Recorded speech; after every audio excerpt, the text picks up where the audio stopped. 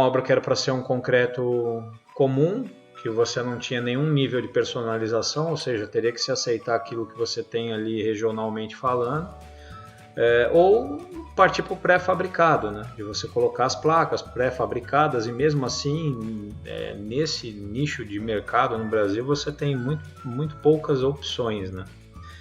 Hoje já existem algumas, né? Alguns fabricantes e tal, mas normalmente as linhas elas são mais limitadas.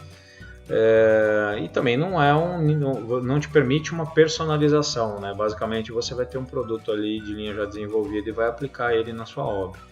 Nesse caso a gente conseguiu literalmente desenvolver tudo, né? De acordo com aquilo que o arquiteto e o que o empreendimento pedia, que o projeto pedia, ou seja, a gente conseguiu fazer um trabalho de selecionar as pedreiras que estavam num raio de distância da obra que viabilizasse financeiramente a entrega desse material no canteiro.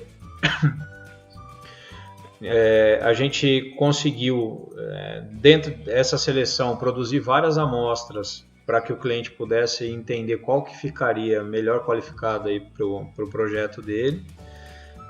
E depois que nós fizemos esses protótipos... A cor da brita, né? Ele escolheu, né? Definindo cor da brita e questões regionais onde você pode usar, onde, dependendo da região, você tem o basalto, outra você tem granito, gneiss, calcário, enfim, a gente buscou todas essas possibilidades.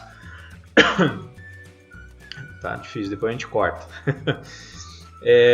A gente buscou todas essas possibilidades, visando coloração, visando performance até do próprio agregado dentro da formulação, né, que você desenvolveu, que tem, além da questão estética de personalização, você tem todas as premissas técnicas que têm que ser atendidas, né? Inclusive nesse projeto particular, nessa obra particularmente, o projeto é um projeto de piso, né? Especificamente de um projetista renomado no mercado, então você tem todas as especificações que já estão determinadas, então assim, você tem que pensar na estética, na personalização, só que tecnicamente você tem os pré-requisitos a serem preenchidos, né?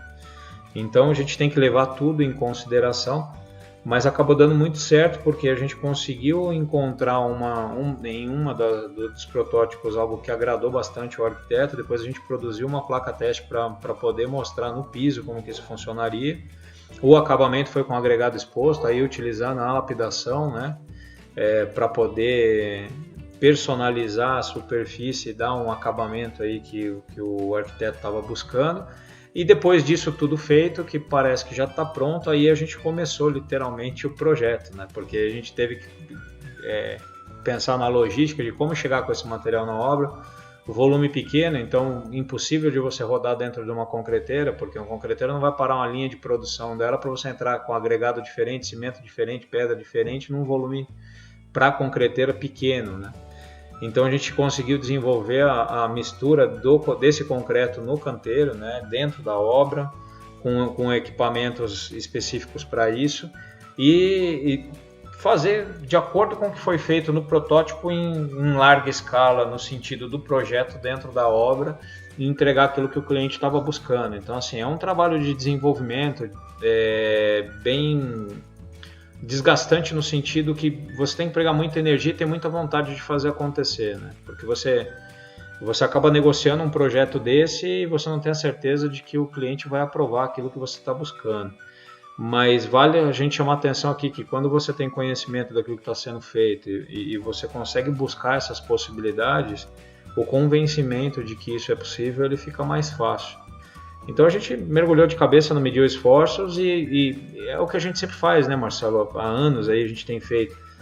Se a gente não conseguir emplacar isso no projeto e não atender especificamente aquilo que o cliente está pedindo, a gente já tem mais uma lição aprendida, mais um produto na mão, mais uma possibilidade para explorar, vários testes executados aí no meio do caminho. Então, quer dizer, a gente tem um histórico muito rico nesse sentido, né, de obras que a gente chegou a implantar a solução e de soluções que a gente não implantou numa obra, mas acabou vendendo para outra, ou de soluções que ainda estão aguardando uma oportunidade. Mas o fato é que todo esse trabalho ele nunca é em vão, porque o concreto ele é infinito, né?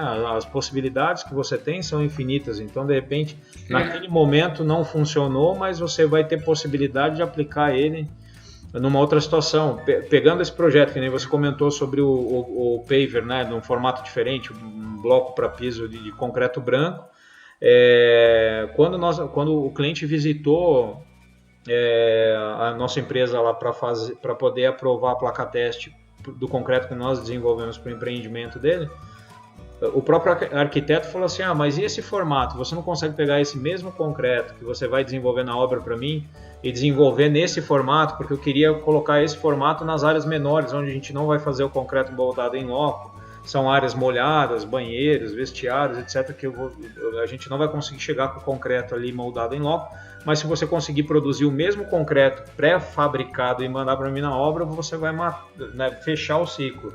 E pelo fato da gente realmente conseguir desenvolver, a gente também aceitou o desafio e também conseguiu desenvolver. E isso partiu de um outro produto que a gente estava desenvolvendo, né, o formato, e a gente aproveitou uma ideia de um outro projeto para também desenvolver algo personalizado para o cliente. Então, as soluções são, principalmente arquitetônico, são infinitas. Né? Exatamente, as possibilidades são infinitas. Né? Eu costumo dizer, do ponto de vista arquitetônico, você consegue assinar uma linha de concreto personalizado para um determinado arquiteto, porque assim, as possibilidades elas são infinitas e reais, né? É só você colocar isso dentro da fórmula, né? Por isso que a gente volta a falar, qual é a fórmula do concreto? Cara, se as possibilidades são infinitas, as fórmulas também, né? E dependendo da aplicação, é um nível de formulação e de complexidade desse concreto. Então, por isso que é legal, por isso que eu estou empolgado com essa ideia aqui do canal, que a gente vai ter muito conteúdo para trazer aqui, porque a gente só está falando de novo, né? A gente gosta muito de contar essa história. Depois da água potável, o produto mais utilizado no mundo em todos os tempos. Né? Na construção civil, mais uma vez, né? Reforçando, é impossível se pensar em construir qualquer coisa sem a utilização do concreto. Então, tem bastante coisa aí. Eu espero que o pessoal tenha bastante paciência e horas aí de disponibilidade para acompanhar todo esse conteúdo aí, que tem muita coisa para a gente trazer aqui.